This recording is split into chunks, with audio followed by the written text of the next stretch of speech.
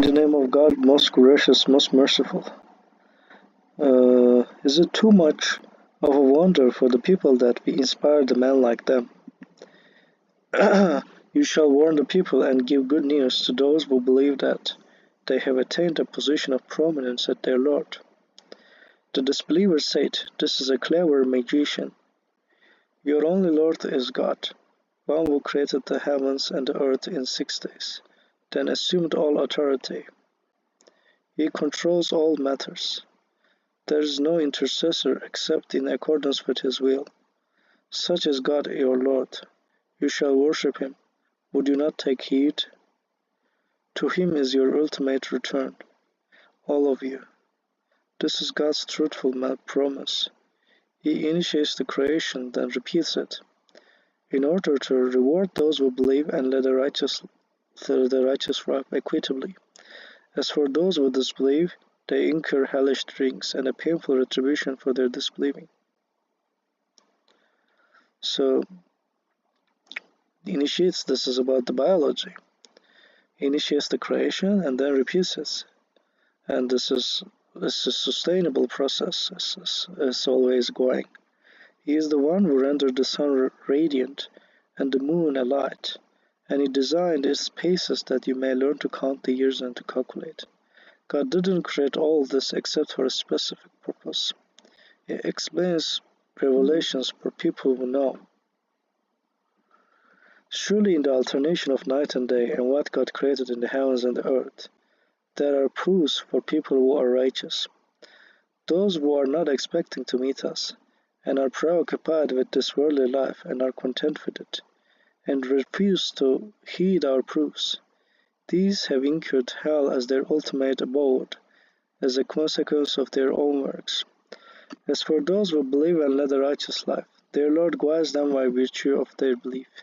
Rivers will flow beneath them in the gardens of bliss. Their prayer therein is, "Be you glorified, our God." Their greeting therein is peace, and their ultimate prayer is, "Praise be to God, Lord of the universe." If God asked them the retribution incurred by the people, the way they demand provisions, they would have been annihilated long ago. However, we leave those who do not believe in meeting us in their transgressions, blundering. When adversity touches the human being, he implores us while lying down or sitting or standing up. But as soon as we relieve his adversity, he goes on as if he never implored us to relieve any hardship. The works of the transgressors are those adorned in their eyes. Many a generation we have annihilated before you, when they transgressed. Their messengers went to them with clear proofs, but they refused to believe. We thus requite the guilty people. Then we made you inheritance of the earth after them, to see how you will do. When our revelations are recited to them, those who do not expect to meet us says, "Bring a crown other than this, or change it." Say, "I cannot possibly change it on my own. I simply follow what is revealed to me. I fear if I disobey my Lord, the retribution of an awesome day." So this is important to know that this is not the inspiration from God. It's not like it is the dictated by God. It's important. This is not like Prophet Muhammad is getting some message. This is a universal law is told Prophet Muhammad. This is the difference. And it includes other books in it. In Moses' book, Jesus' book. So some may ask us, I think it's also another interesting aspect. Some people may ask like, why God didn't protect the other books. God protected other books in this book. And in the latest revelation, God has mentioned it. Say, had God willed, I wouldn't have recited it to you, nor would you have known anything about it. I have lived among you a whole life before this. Do you not understand? Who is more evil than one who fabricates lies about God, or rejects his revelations? Certainly the transgressors never succeed. They worship beside God idols that possess no power to harm them or benefit them. And they say these are our intercessors at God. Are you informing God of something he doesn't know in the heavens or earth? Be he glorified. He is the Most High, above needing partners. The people used to be one congregation. Then they disputed. If it weren't for a predetermined word from your Lord, they would have been judged immediately regarding their disputes. So this is important. So predetermined word means God made the process, God actually designed the game. So you may think that they have power to disbelieve. It's true, they have power to disbelieve, but actually this is actually predetermined because God allows them to do it for a while. So this is a very beautiful sentence actually. So it's like God allows them to do some mistakes, but there's a limit. There's like a threshold, and if you exceed this limit, the threshold, then God will punish you, and God will make you punish with other people too. That's also likelihood. God will not let people to exceed their limits from such level. So they are allowed to have some crimes, but not too much still. They say, how come no miracle came down to him from his Lord? Say, the future belongs to God, so wait, and I'm waiting along with you. So this is important. This surah has this letters also, and it can be interpreted as the book will be revealed in the future.